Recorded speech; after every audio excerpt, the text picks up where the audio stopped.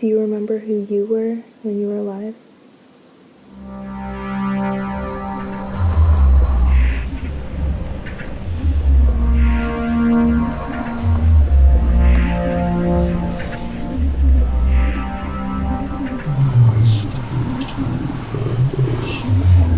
Really, if you think about it, if you're opening the door to a spirit realm, does like saying I need you to be harmless and I need you to be good and kind have anything to do with it? No, it just, if a door to another world was open, things would just charge in. We are welcoming spirits to our house only tonight, so please leave us peacefully, and we wish you all the best. If everyone can just say thank you. Thank you. Thank you. Thank you.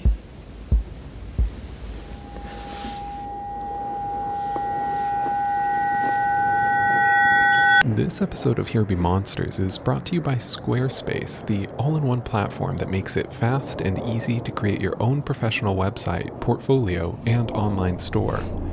For a free trial and for 10% off, visit squarespace.com and enter the offer code MONSTERS at checkout. A better web starts with your website. And if you're anything like us here at the podcast, you probably don't want to spend months and months building your own website or paying a web designer to code one from scratch. And that's why we here at Here Be Monsters use Squarespace and absolutely love it. It's beautiful, it's easy, and it starts at just $8 a month. And even better, when you sign up at squarespace.com, just use our offer code, that's MONSTERS, and you'll save some money.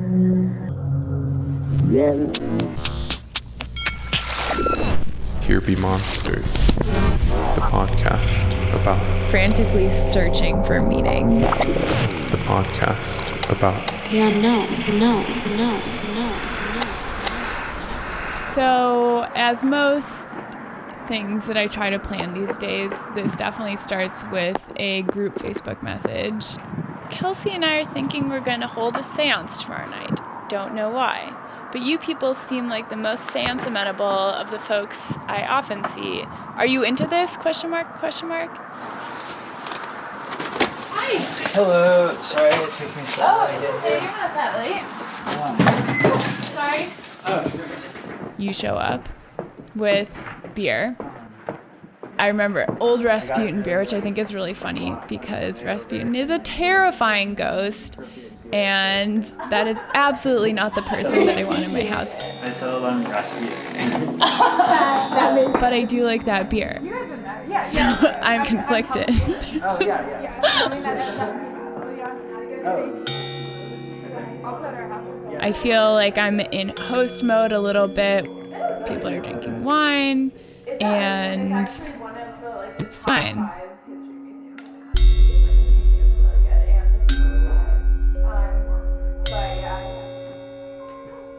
The room smells like a lot of candles. I think that's one of the more both stereotypical and like appropriate routes that we went, because like you're gonna call spirits, you have to light a lot of candles. I take like an Indian tapestry type thing, I tack it to the ceiling so it forms this kind of like canopy tent udder thing. It compresses the space and makes it more kind of fort-like, which is something that's really comforting to me. So then underneath this drooping canopy ceiling of fabric, we put pillows in a circle, and in the center put a mirror with candles on it, and then a board, just a wooden board. Because we don't have a Ouija board, we make little cardboard tiles with letters and numbers on them and arrange them around the board, and with a yes and a no on opposite ends too. And then we have a shot glass as the dial. So We do a chant. spirits from the past visit upon us, I think, is a simple chant that we can all say together. Spirits of the past, please visit upon us. Spirits of the past, please visit upon us. Spirits of the past, please visit upon us. Spirits of the past, please visit upon us. Spirits of the past, please visit upon us. Spirits of the past, please visit upon us. I'm feeling Spirits of the past, please visit upon us. really present. Spirits of the past, please visit upon us. Spirits of the past, please visit upon us. Spirits of the past, please visit upon us. Spirits of the past, please visit upon us. Very slowly and joltily, it starts to move across the board.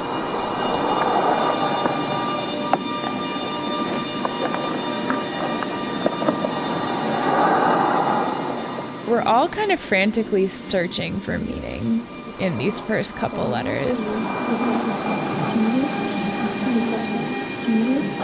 I know there's an X, there's a B, there's a yes, there's a no, there's a yes.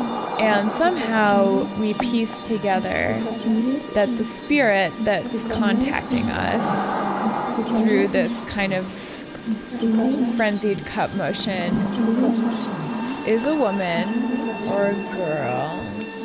Can you tell me anything about yourself that would make me recognize you?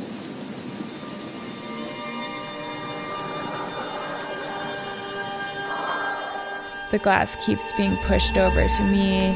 Is this one of our names? Somebody asks if they're trying to contact me. It's a yes. Yes. I still don't understand how it happened. I don't like where it went. I certainly do not direct the glass here, I will say in retrospect. The board or the group or the board or whatever is happening seems to be seeking me out. I do feel like there are a lot of like ghostly presences in my life that I think about a lot, and this person is one of them. Are you the original Shredder?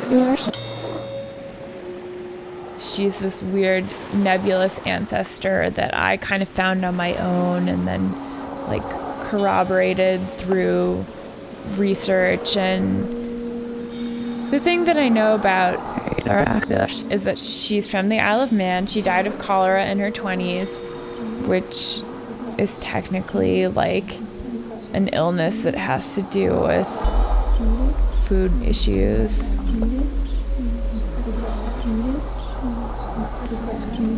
What's your name? What's my name? We have the same name.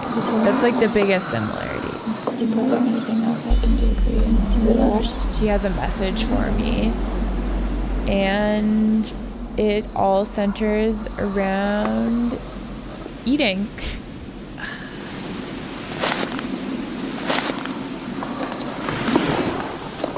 E. A. T. N. O. W.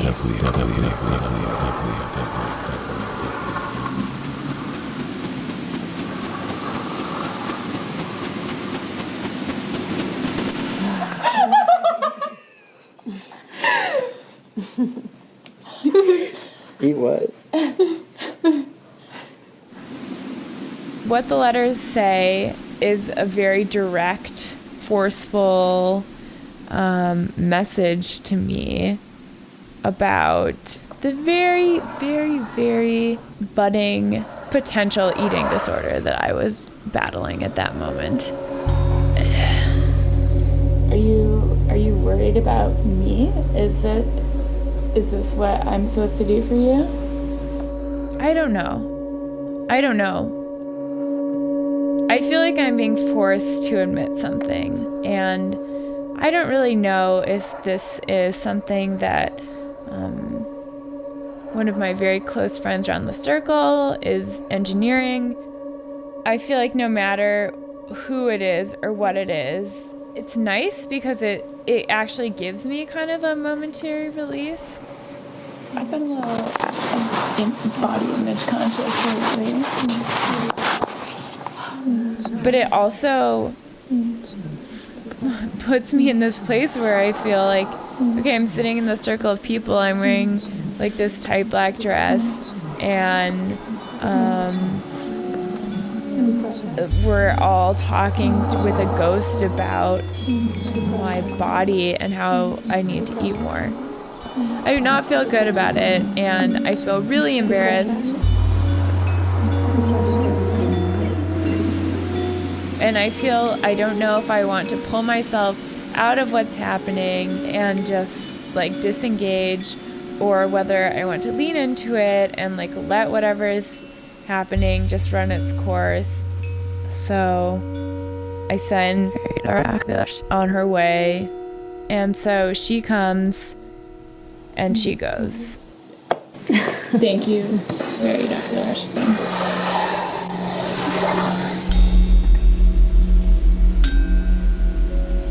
Thank you. Thank you. Thank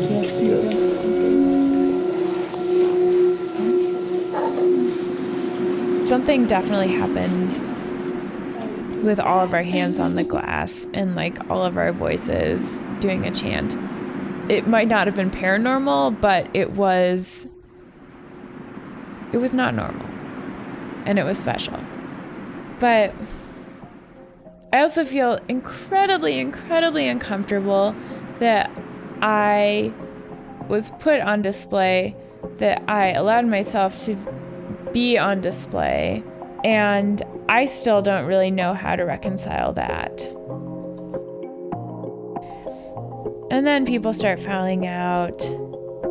I immediately put away all the things that are on the floor. I put the pillows back on their chairs and couches, and I pick up all the candles, and I dismantle the board. I take all the cardboard tiles, and I put the cup in the dishwasher because it feels safe there. There's this like giant like canopied space in my living room with all this burned wax, and I totally don't want to be in this space alone right now. I feel like the space is so heavy all of a sudden and so scary. It's so scary. Oh, it just feels really strange.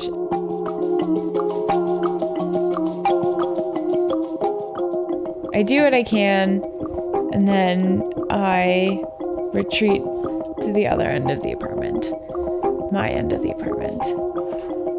I close my door, and I kind of shiver.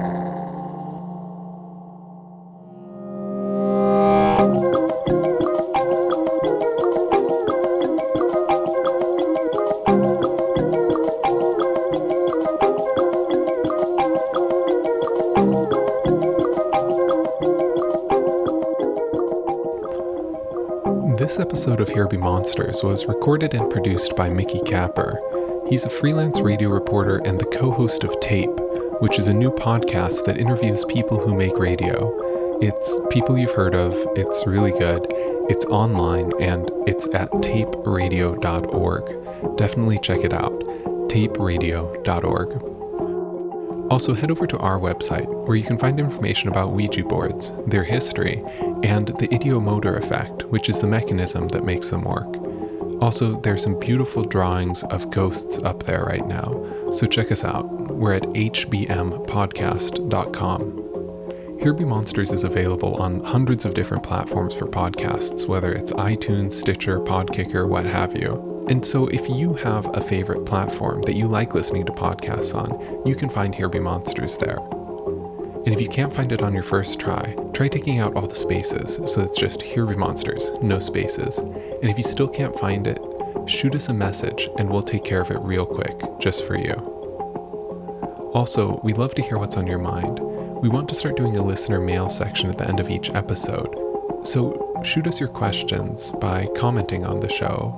Email, Twitter, and Facebook are great, however you want. All of our contact information is up at the website, though, which is hbmpodcast.com. The music that you heard on the show today was from The Black Spot, Cerocell, and Lucky Dragons. Here Be Monsters is produced and edited by myself, Jeff Entman, along with help from our story editor, Bethany Denton. All right, that's all for now. Thanks for listening.